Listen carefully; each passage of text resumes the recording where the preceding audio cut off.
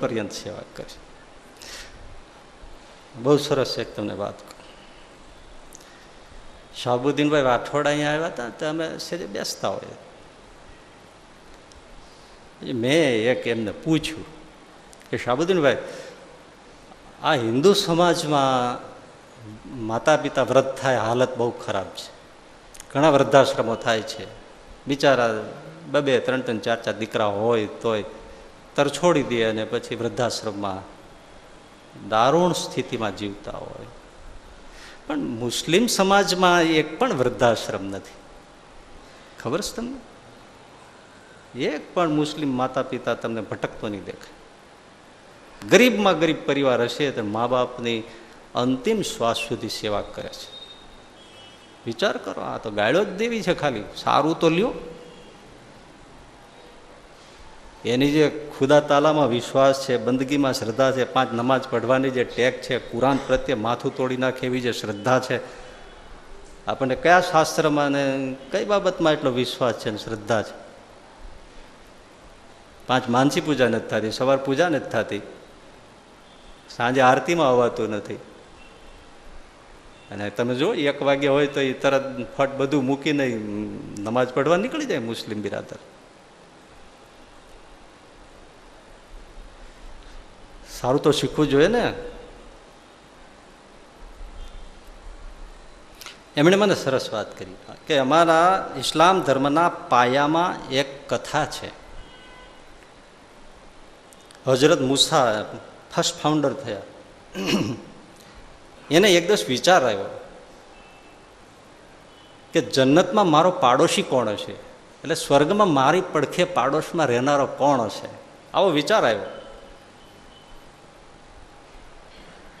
પછી ઇબાદતમાં બેઠા, બંદગીમાં બેઠા, નમાજમાં, તો એને અવાજ સંભળાયો કે હજરત સુન લો, જન્નત મેં તુમ્હારા પાડોશ મેં અલી મોચી હોગા.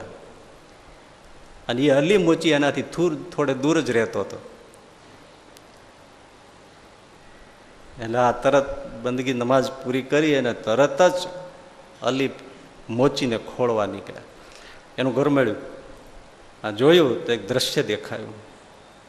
એકદમ પથારી વશેની વૃદ્ધ માતા, એની પડખે આ અલી મોચી બેઠો છે. માથે માના ઉપર હાથ ફેરવતો જાય છે માથા ઉપર, અને કટોરી છે, અને કટોરીમાં રૂનું પૂંબડી બોળી બોળી, અને ઘૂંટડે ઘૂંટડે પણ માં દૂધ પી શકે એમ નથી, એટલે એમાં રૂનું પોતું બોળી અને એના માતાના મુખમાં ટીપા પાડે દૂધના. લ્યો માં પીવો. આવી રીતે એને એક કટોરો દૂધ પાયો. હજરત મૂસા જોયા રાખે છે. દૂધ પી લીધું. કેટલી વાર લાગી છે દૂધ પીતા, એક કટોરો. પછી એ વૃદ્ધ માં બોલ્યા, બેટા અલી, તે મારી બહુ સેવા કરી. જ્યાં હું તને આશીર્વાદ દઉં છું કે જન્નતમાં તારો પાડોશમાં હજરત મૂસા હશે. એ સંત. અને હજરત મૂસાને સમજાઈ ગયું. એટલે એના કુરાનમાં લખ્યું છે કે જન્નત તમારા માતા પિતાના ચરણોમાં છે.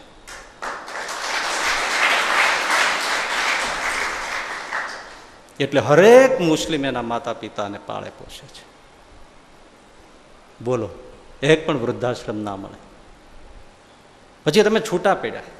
આજે હું તમને બીજી વાતો કરું છું પણ બહુ સમજની છે. આ છે તો આપણી ટ્રેક ઉપર છો, એમ નહીં માનતા કે આવું ટ્રેક જઈ રહ્યું છે. પછી હું વિચારે ચડ્યો કે મારું તો આપણે હિન્દુમાં નહીં હોય આવો એક પ્રસંગ કે જેથી હિન્દુ સમાજને પ્રેરણા મળે. અરે છે ને, મહારાષ્ટ્રનો પુંડરીક યાત્રાએ નીકળ્યો, 100-125 માણસોનો સંઘ ગંગાએ જાય.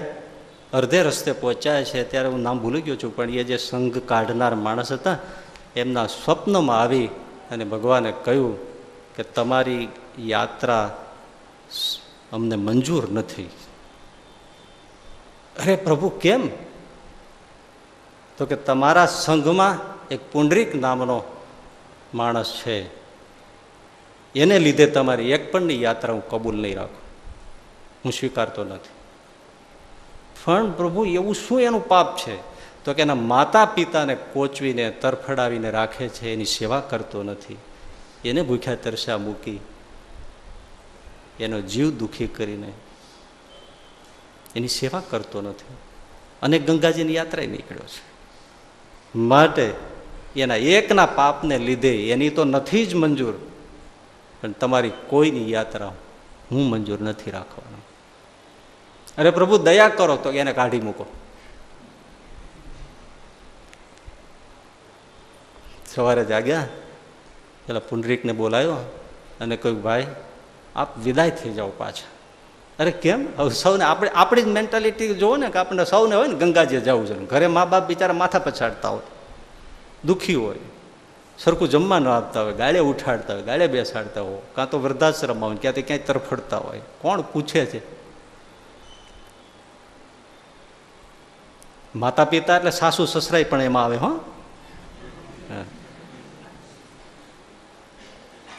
પુરુષને પણ સાસુ સસરા અને સ્ત્રીને પણ સાસુ સસરા, એને કોઈ ન સંભાળ નાખનારું હોય તો એ પણ ધ્યાન રાખે.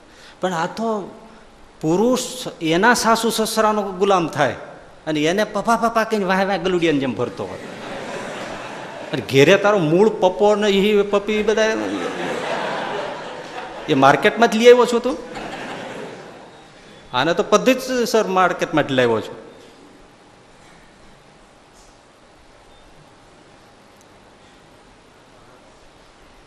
અને ઘણા જમાઈ તો એવા હોય, પપ્પા પપ્પા કરતો કરતો સસરાની આખી અણહાર આવી જાય. બોલો, એને એવા સસરામાં થઈ જાય. હા, એને આખી અણહાર આવી જાય. પણ એક દુઃખતી વાત તમને કહી દઉં, સ્ત્રીઓને એનો ધણી એક જ જોઈએ છે, બાકી એના ધણીના ભાઈ બેન માતા પિતા એને કોઈ ગમતા નથી. મોટે ભાગે આ પ્રશ્ન છે. એને એક હસબન્ડ જ જોઈએ છે. એની પાછળ જે છે એ બધાને એને મંજૂર નથી, એને માનવાય નથી. એના માતા પિતાને પોતાના માનવા નથી. અરે ભાઈ, એના માતા પિતા છે. મોટે ભાગે એ જ છે ને, મારા વહુને નથી અનુકૂળ આવતું, મારી ઘરવાળીને અનુકૂળ નથી, એટલે પપ્પા તમે આમ છેટાયો લે. એટલે એનો અર્થ તો આ જ છે, તમારું નિરીક્ષણ આ જ છે. એને બૈરાઓને એના ધણી સિવાય એના જે કોઈ બીજા છે ને માતા પિતા ભાઈ બહેન એને કોઈ ગમતા નથી, કોઈ જોતા નથી. બધાયમાં આવું નથી, પણ મોટે ભાગે જે ક્લેશ છે એ આ છે.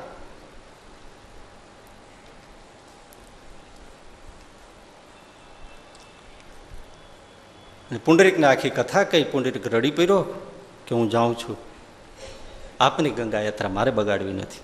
પાછો આવ્યો, માતા પિતાની માફી માગીને એવો સેવામાં લાગ્યો. ભાઈ, ભગવાનની સેવા ભૂલી જાઓ, એવો સેવા કરે. એકવાર ઠાકોરજીને એમ થવું જોઈએ કે મેં માવતરની સેવા કરી છે. ખરેખર એને ઓહો 1000 શ્રવણ જેવી સેવા કરી પુંડરીક એના મા બાપ. જો દેવ સેવાથી વધી જાય.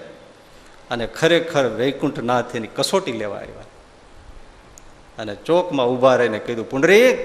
પણ એ ત્યારે ઘરમાં દિવાલની પાછળ એને સ્નાન કરાવતો હતો માતા પિતાને. ઓ પુંડરીક, તો કે ભાઈ જે હો તે અતિથિ છો, પણ હું અત્યારે મારા માતા પિતાની સેવામાં છું, તમારી પાસે આવી નહીં શકું. અતિથિ છો એટલે સત્કાર કરવો પડે. હું તમને આસન તો બીજું નહીં આપી શકું, અહીંયાથી હું જરાય ખસી પણ નહીં શકું. હું મારા બાપનો ટેકો લઈને બેઠો છું, પણ હું તમને એક ઈંટ આપું છું, એને આસન માનીને તમે સ્વીકારી લેજો. હું એમને બધી સેવા પૂરી કરી અને પછી આપનો સત્કાર કરવા માટે આવીશ. એમ કરીને એને ઈંટનો ઘા કર્યો. મરાઠી ભાષામાં ઈંટને વીટ કહેવામાં આવે છે. અને ઈંટ ઉપર એ વૈકુંઠના કેડી આમ હાથ દઈને પુંડરીકની પ્રતીક્ષા કરે છે. વીટ ઉપર ઊભો રહ્યો એટલે નામ પડ્યું વિઠ્ઠલ. વિઠ્ઠલ વિઠ્ઠલ વિઠ્ઠલા હરિઓમ વિઠ્ઠલા. ભગવાન વિઠ્ઠલ વૈકુંઠના નામ પ્રતીક્ષા કરે છે, ક્યારે પુંડરીક આવે, ક્યારે પુંડરીક આવે. બધી જ સેવા પૂરી થઈ. પછી આવ્યા ત્યાં તો ભગવાન વિષ્ણુ કેડ ઉપર હાથ રાખીને આમ ઊભા છે. દંડવત કરવો. અરે પ્રભુ, આપ ધન્ય થયો, માગી લે પુંડરીક, હું તારા ઉપર પ્રસન્ન થયો છું. તે મારી સેવા કરવી જોઈએ એવી રીતે તે માતા પિતાની સેવા કરી છે. માગી લે, પ્રભુ જો આપ રાજી હો તો આમ જ આ જ જગ્યાએ આમ જ ઊભા રહ્યો, અખંડ દર્શન આપો બધાને. અને ત્યાં પંઢરીનાથનું મંદિર થયું, જે પંઢરીનાથ હજી આમને ઊભો છે. આના ઉપર તો તાળીઓ પાડો, ત્યાં તો પાડતા નથી. તમારા જેવાય કોઈ મૂર્ખ નહીં. આમાં તમને કાંઈ થયું નહીં, હું તૂટી ગયો કઈ કઈ તોય. કારણ કે કોઈને કરવું નથી આ, એટલે એમાં જરાય હલતા નથી, જીવમાં છેદ પડતો નથી. માવતરની સેવા કરીને વિઠ્ઠલનાથ આવી ગયો તો કાંઈ નહીં, ઓળાને જેમ સાંભળે. ભગવાન આવી ગયો તોય કાંઈ ન મળે. કારણ કે એવું હોય ને કે આપણે વિઠ્ઠલ હારે શું લેવા દેવા, એ જ મારે તમને કેવું છે હમણાં. પંઢરપુરની યાત્રાએ જાઓ છો ને, એ કથા છે. પહેલાં તો ખાલી ગ્રંથમાં કથા લખી હશે અલી મોચીની, આપણે તો તીર્થમાં ધામ ઊભું છે ને 4 ધામમાં બધા જાય છે ત્યારે દર્શન કરે છે. પંઢરીનાથના કીર્તનો ગવાય છે. હે તુકારામને જેવા કેવા ભક્તો થઈ ગયા છે. વિઠ્ઠલ વિઠ્ઠલની ધૂન ગવાય છે. છતાંય કોઈને પ્રેરણા મળે છે? નહીતર તો સમાજ બેઠો નથી. ઓલાની એક અલી મોચીની કથામાંથી આખો ઇસ્લામ ધર્મ માતા પિતાને તરછોડતો નથી. અને આપણે આવું પંઢરી ધામ ઊભું છે, એની પાછળ આવી કથા પડી છે, છતાં કોઈ માતા પિતાને રાખવા તૈયાર નથી. નું કારણ શું? હે ના ના, જો ઇસ્લામમાં બાળક જન્મે ને ત્યારથી કુરાનમાં શ્રદ્ધા કરાવવામાં આવે છે, એને કુરાન ભણાવવામાં આવે છે, કુરાનની માહિતી આપવામાં આવે છે, એને મદ્રેસામાં શિક્ષણ આપવામાં આવે છે. આપણે હિન્દુ બચ્ચો કોઈ પણ બતાવે, કોણ ગીતાજી ઓળખાવે છે, કોણ રામાયણ પંચાયત સંભળાવે છે, કોણ પંઢરપુરની કથા કહે છે, કયા ધર્મગ્રંથમાં આપણા વેદ ઉપનિષદ ભાગવત ગીતા એમાં કોણ અનન્ય શ્રદ્ધા કરાવે છે.